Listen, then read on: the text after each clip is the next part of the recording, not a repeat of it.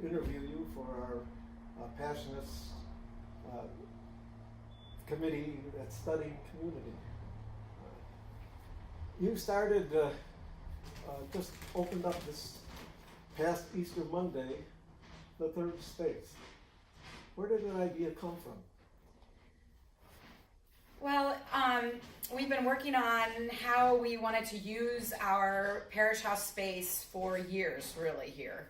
And it has been in active use since it was built in 1911, but always kind of in response to what was going on in the neighborhood at the time. So if you look back historically, you can see how the church was really pretty adept at figuring out the neighborhood needs and then responding with program. So we're really doing nothing, there's nothing new about that we're doing now. We're just calling it something different. And it came after a long period of time of listening to the neighbors. We went out and met with community groups. We did focus groups. We met with community leaders and asked them what they thought the neighborhood was missing in terms of community space. And this idea began to emerge that we were looking for a space that would allow for intergenerational contact between people that we felt that was missing in the neighborhood. Places where people could go for classes or some support for young families where turns out there's quite a few people at home with kids in the neighborhood that we didn't know. And so the third space idea came after a lot of research in just listening to what was going on in our neighborhood and trying to be ready to respond to that. And we just kind of happened on the theory of third space, which says that everybody, to be healthy and a whole person, needs three kinds of spaces in their life. They need a home and a workplace and a third space where people know who they are and where they are needed to be part of the community and where they're missed if they're gone. And we liked that idea because that was kind of what we were trying to do anyway, so we just decided to call it third space. And we incorporated under a 501c3 so that we could bring some clarity to that vision and to actually signal to the community that this was not going to be religious programming, and we weren't opening third space in order to get more members. We weren't opening third space in order to do religious training, but we were opening third space to serve our neighbors, which has a religious piece to it, but it's certainly not, the goal is not for us to grow our church in some way as a result of third space.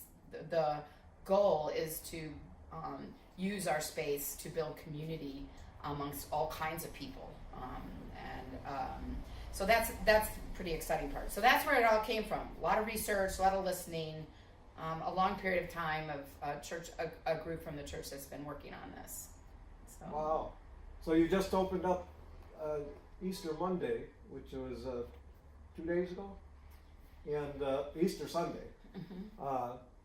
But you've been at this for some time now. What can you kind of sum up your experience thus far? Well, yeah, and I guess you could call it kind of a soft open on Monday. We're going to have more of a grand opening in the fall with a lot of activity this summer leading up to that. But what even gave us confidence to think we could do this is we spent about a year experimenting with program. and we had classes for all ages. We had little kids in here with their caretakers doing art and music. We had kids after school coming. We had a program for seniors, art classes for seniors. We already have a number of things happening for seniors. You know about that, and exercise classes and book studies and storytelling and the all centering around the lunch. So anyway, we did this a year of kind of experimentation to see, one, was it financially feasible for us to do it? We think we figured out how to do that. And two, would people even come to a church for programming like that? And our classes were always filled, and so it felt like that gave us confidence to go ahead. So we had to kind of hit pause on that whole effort of experimentation to get the building to cooperate with our vision. So we've just finished a $1.2 million project renovating this parish house space. Primarily, most of that money went for an elevator that makes all of our space accessible now. So we couldn't very well welcome people into the space and ask them to come for classes if you had to climb stairs or you were excluded in some way. That was kind of very counter to the whole idea of welcoming people here. So the elevator was a big piece of it, and then the other thing was the new kitchen.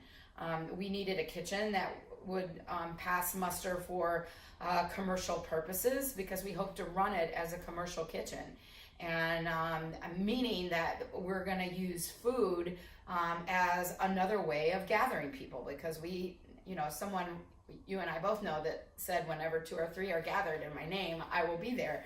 And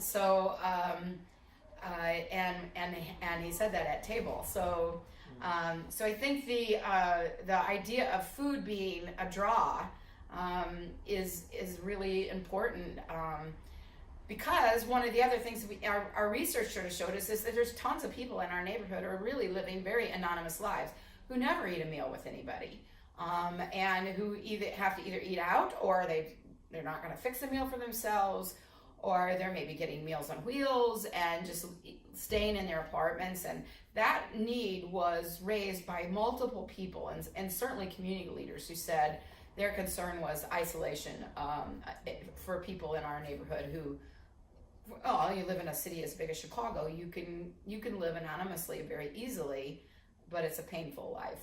And so our hope is, with offering food to draw people in for a meal, then that exposes them to all the other stuff that's happening, and the community building just gets deeper and deeper as a result of that. So the opening that you talked about on Easter Sunday was the end of our construction, and now we're ready to really start putting our efforts into developing the program. And we hope to hire a director for that program in the next few months, who will work at making all of our space full with activity, and we'll bring back the things that we had done, and add more things, and again listen to what people would like to have happen. And at the same time, we're going to experiment some more with food programming as well, and we'll continue our senior programming our lunchtime that we've done for years here, but we may add to that, and we're working towards the goal of cooking on site, so that we can even be more specific to the needs of our community in terms of food. And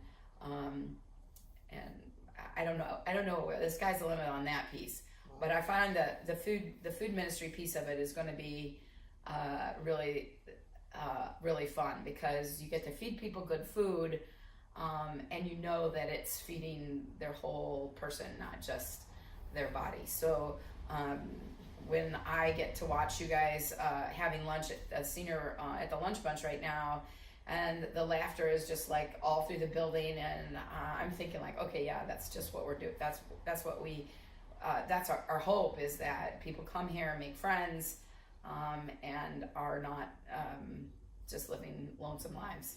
So wow, what an experience. So 50 years from now, when you're my age, What do you envision happening here?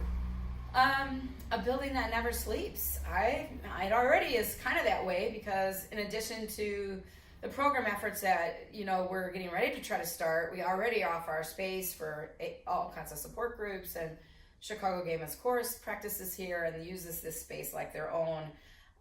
So I think, I would just want us to be max at capacity, and lots of people coming and going, and good food and music and art and all the things that make life worthwhile are healthy to be happening for as many people as possible. And I think that the development in the neighborhood has been good for Lakeview economically, but I wonder what the long impact will be on us as a community. And so I want there to be spaces where people can come and talk about issues and be able to be known and recognized, and have a chance to feel connected, not just through your buying power or through the fact that you're interested in, you know, what's happening here or there, but just because you live here and are a member of our community. And so I'm excited. That's what I'd be most excited about. The strong connections were being made, that we were using our, we have this tagline, a community building community, that we were using our new space to build community, and that people were finding a third space here. That would be my wish in 50 years. I hope that's my wish in 1 year. So we'll see what happens in 50. Thank you so much, Pastor Joy. I love your building community. Just a community building community. Building community. Yeah. Thank you. All right. Thank you for including me.